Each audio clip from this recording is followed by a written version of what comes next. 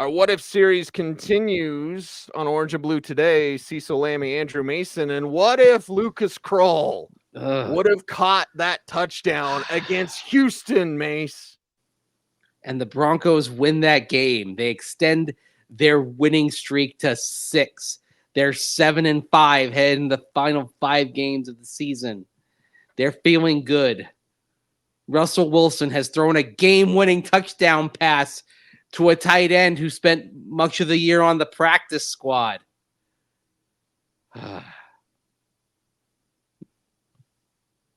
Let's start here.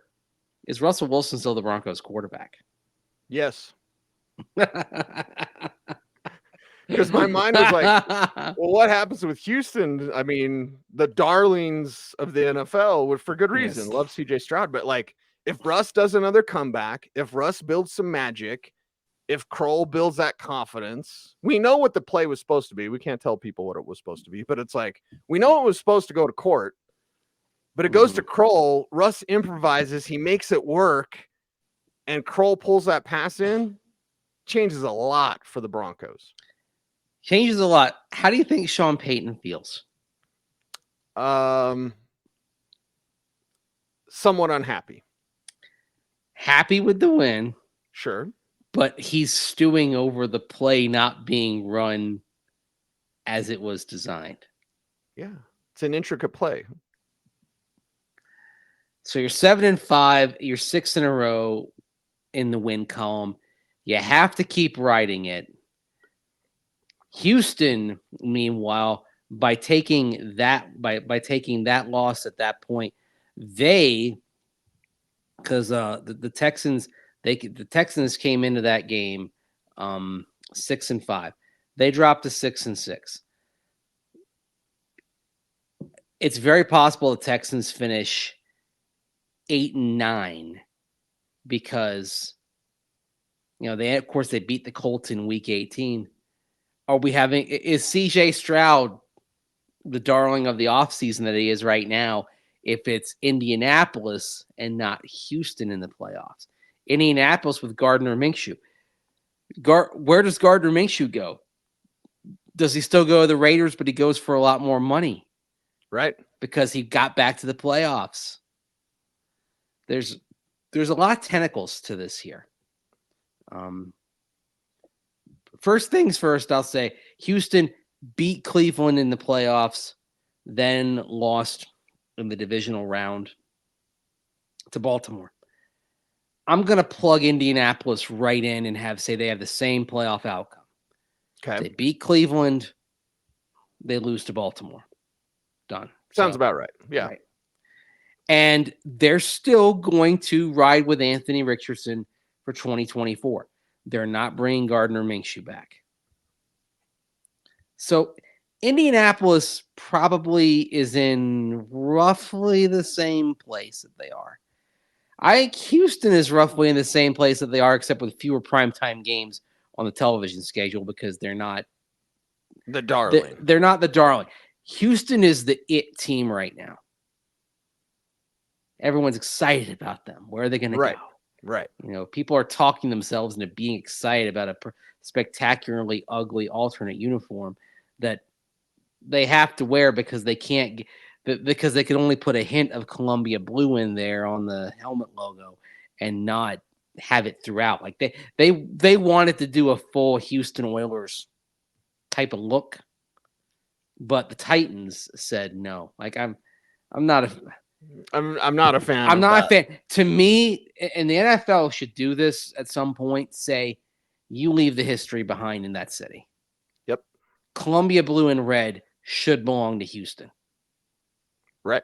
But Bud Adams had a tantrum and had to leave. Yeah. That's a whole other show. Aim the bus. So you know what happens? Here's what happens, Mace. In this what if scenario, Lucas Krull catches that touchdown. Broncos are 7-5. Wilson isn't here. Okay, because Russell Wilson is here, so Zach Wilson is not here. I'll tell you who's here, Gardner Minshew. Interesting. He's like Russ. He's the improv guy. He's the, playground guy. But yeah, well, you don't have that huge crater in your cap. But Sean is setting up to get away from Russ. Even though they won, he's happy with the win, but it's like the Chiefs game. You're happy with the win, but you're unhappy with your quarterback. Mm-hmm. Like, that's how it is. So he's setting up under the radar, like I could replace him with this guy, but he can't do it. So Russell Wilson's back, and that means he's back for 2 years, basically. Yes. So we're sitting here saying Sean Payton has tied his career legacy to Russell Wilson. Wow. We're saying that. Do you think Sean Payton actually does it, or do you think he finds a way to get out of it still? He'd probably find a way. I don't know how that is. Maybe we can talk it out, but playoff meltdown. Because I think the Broncos make up. If the Texans don't and the Colts are in, do the Broncos make the postseason? Well, the Broncos would be what? They would be 10-7 potentially. Yeah. Because I guess the thing I'm looking at in this scenario is maybe they get upset by the Patriots still because you just had a bad night. But I think if they've got something on the line in week 18 and the Raiders don't, beyond trying to keep Antonio Pierce, basically the Broncos get at least one of those 2 games, I believe, against the Patriots or against the Raiders. So they're 10-7. They take Pittsburgh's spot in the playoffs. They go to Buffalo. They get stomped. Done. So they're 1-out. Okay. And then Buffalo gets revenge then for the regular season loss. Yes. Okay. But Russ throws like 4 picks. It would have to be something like that. If you make the playoffs and have you said meltdown. Meltdown to me is like 4 picks. And it's all on Russ, and Russ can't do anything. He's turtle on his back. So he's got to have the Jake Delhomme game then. Yeah. But what if he doesn't have the Jake Delhomme game? What if it's just garden variety mid?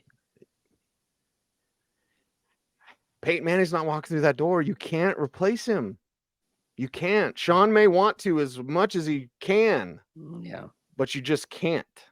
So who's the scapegoat then? Who are you taking it out on? George? Like, ooh. George, you put me in this mess. Where's Cody Rager at? Right? Like, Sean couldn't handle it, man. If he had to stay with Russell Wilson, that's not good. He'd be looking for a way out himself. He'd either be looking for Russ's ticket out of Denver, or he'd be looking for his own ticket out of Denver. I'm going to go do TV again. Sorry. So you're saying Sean Payton doesn't come back? I mean, did he want to work with Russell Wilson? Would he want to work with 2 more years? That's the kicker, though. The 2 more years thing that you brought up. That's the kicker. That's 3 years of, the balance of his tenure potentially. Madness. With a quarterback who doesn't do the things he wants a quarterback to do. And it's not like Sean Payton is a former guard as your head coach. Right. He's an ex-college quarterback, briefly an ex-pro quarterback.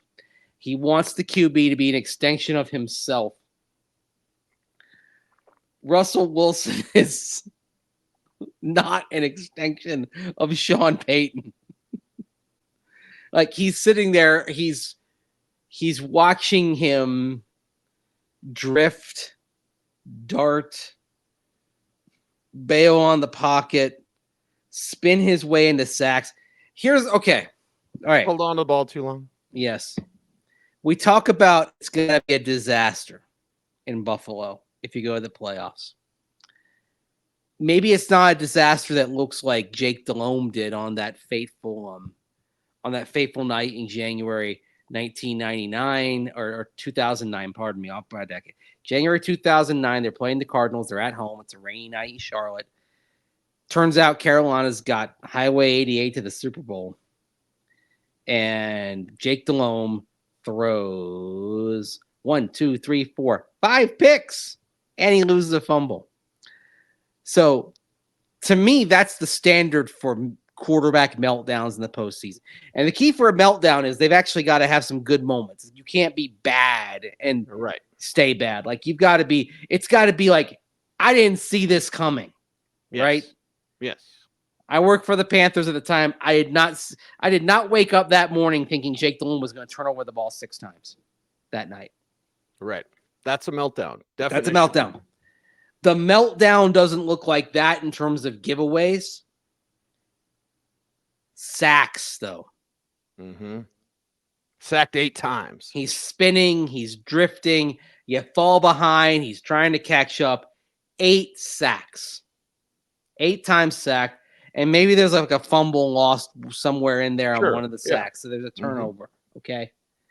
That's what it has to look like. So it's far because, of course, sacks don't count against your passer rating. So you might look at, might be saying, oh, well, he had a 90 passer rating. Oh, by the way, in this alternate universe, Mike McGlinchey is still getting hurt in week 17. So Cam Fleming's your right tackle. And we saw how Cam Fleming did against the Raiders. And one of those fumbles is returned for a touchdown. Yeah.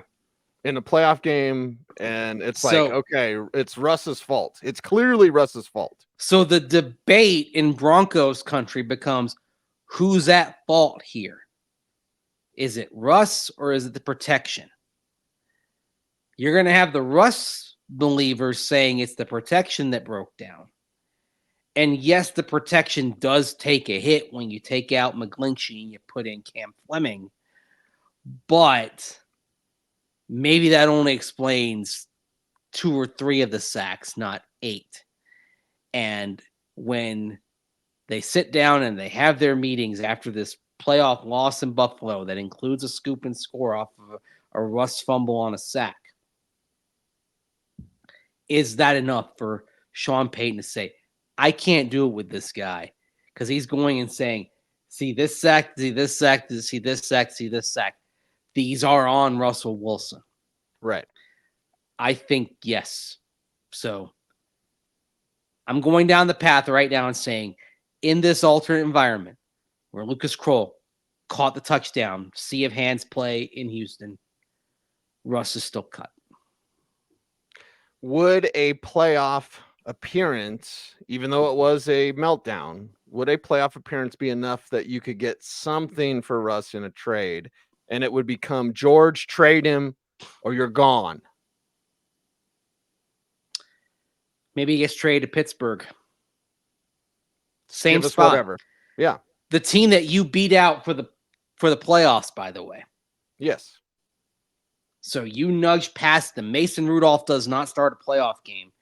And Pittsburgh's basically facing the existential thing. Of course, Pittsburgh's picking a bit higher. So maybe they do give a little bit more thought to one of the rookie quarterbacks. But ultimately, you make a deal. Now it becomes a fascinating deal because it's like, oh, you just trade him within your own conference. You might have to see him in the playoff run, blah, blah, blah. But here's the thing. If you're the Broncos, all of a sudden you're not picking 12th. You're picking 19th.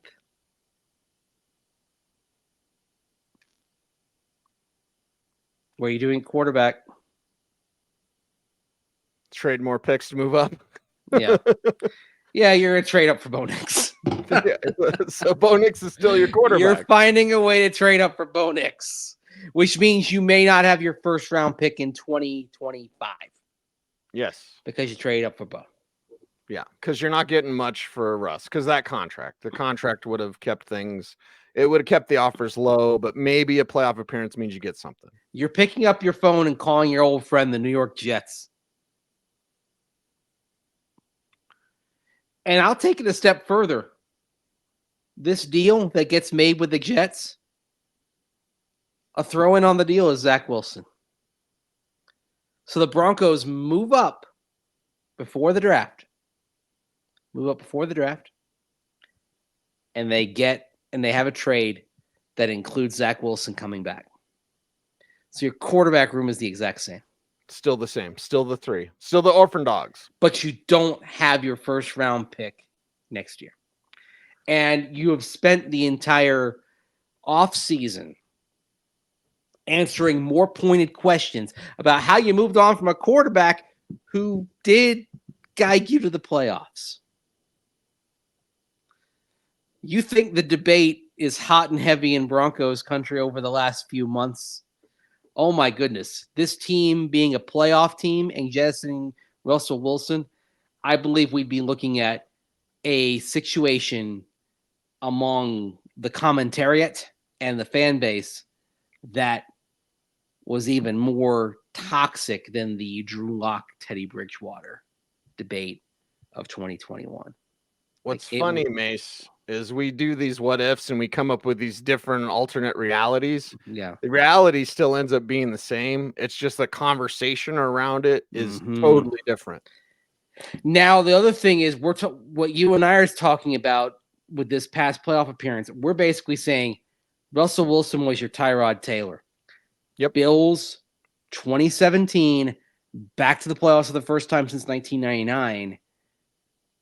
Didn't get duped by that playoff appearance and moved on from Tyrod. Just like that. Said, okay, that was a fluke outlier. We're going to move on. We're going to pick Josh Allen. So basically, you're doing what the Bills did in 2018, coming off of that postseason appearance. And just like the Broncos in this hypothetical, one and done. I mean, the parallels would be eerie almost, right down to getting a rookie quarterback in here. Mm-hmm. And that rookie quarterback could still be Bo Nix, because I couldn't see him making that jump. Although they made the move with the Jets, is it Bo Nix? I think it's still Bo Nix. Okay. Yeah. But Bo Nix wouldn't be the sixth guy. He'd be drafted higher. Yeah. Does that make... Oh, he's QB5 instead of QB6. Does that make you happy? Right. Oh, this QB6, QB5, QB8, QB2 nonsense. The problem is it's nonsense because not every year is equal in terms of quarterback prospects. Right. Okay. Sometimes QB5 is a legit first rounder. Sometimes QB5 is a sixth rounder. Okay. Not every year is the same. No position group. It's the same year after year. You have to vary it a little bit. It's just one of those easily kind of reductive things. But let's be better. It's it's not the right opinion. The right opinion is this what if leads us still to the same spot. It's just a little would Sean Payton, I guess to wrap up today's show, Mace. We're getting kind of happy, Sean, most of the time in the offseason. Thank goodness. He's chatty 32-minute press conference during week 3 of OTAs. If the Russ conversation was there and questions were more pointed, and our guy Chris Thomason was asking more pointed questions, he'll do it with a smile on his face because he's awesome. But like, would we be getting happy, Sean? Or would Sean be kind of pissed with us in the media and just like, I'm done with these Russ questions? He'd be pissed. Yeah. Because it's interesting, like the Russ thing is basically gone away. Mm-hmm. Yeah.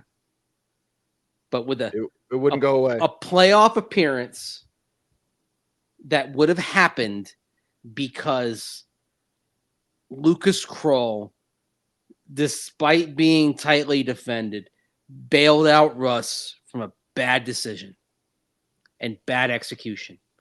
Lucas Krull bailing out Russ would, and then make no mistake, that's what it would have been. Mm-hmm. The failure of that play was not on Krull. No, Krull did. I mean,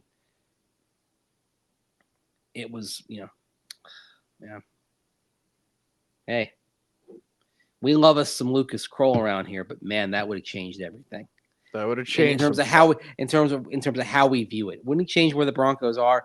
It would have changed how we view it. We also love show and tell on this show sometimes, Mace, so I had to show you this.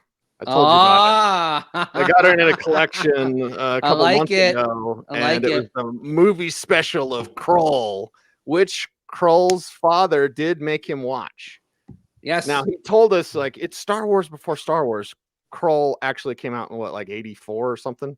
Yeah. So it wasn't Star Wars. Maybe it's Star Wars before the prequel trilogy. Before the Star Wars that he would know as a young man. Yeah, and that's another thing. Like the generation that is in its 20s right now, a lot of people in that generation think of the prequel trilogy the way you and I think of the original trilogy. Yeah. And as maligned as the sequel trilogy is, in a decade or two, there are going to be, 20-somethings who regard that. Although I would say maybe more will, instead of latching on to the sequel trilogy, because there's other Star Wars content in this generation, I think maybe more are going to say it was The Mandalorian. There was the Baby Yoda generation. Yes, that really did it. Yep. The bond between Mando and Grogu, I could see that. Like, if I were a kid, that's what I would have been drawn to too. Gravitated towards. Yeah. The bond between us is fantastic, but we need your help on YouTube. How do you do that, Mace? Like, comment, share, subscribe, hit that notification bell so that you never miss a vid. Real That's quick, right. since we're talking about, so we're just doing show and tell. Hi. Oh, there you go. I got him a little when I was at an Oakland A's game last summer. I got him a little T-shirt. He's got a couple other baseball shirts too. All right, there you go. Yeah, my guy, your guy, Grogu. He's awesome. You guys are awesome. He's Mace. Follow him on all the socials for more Grogu pictures at Mace Denver. Don't drink when I'm making jokes. Thanks for watching. Stay tuned and stay frosty.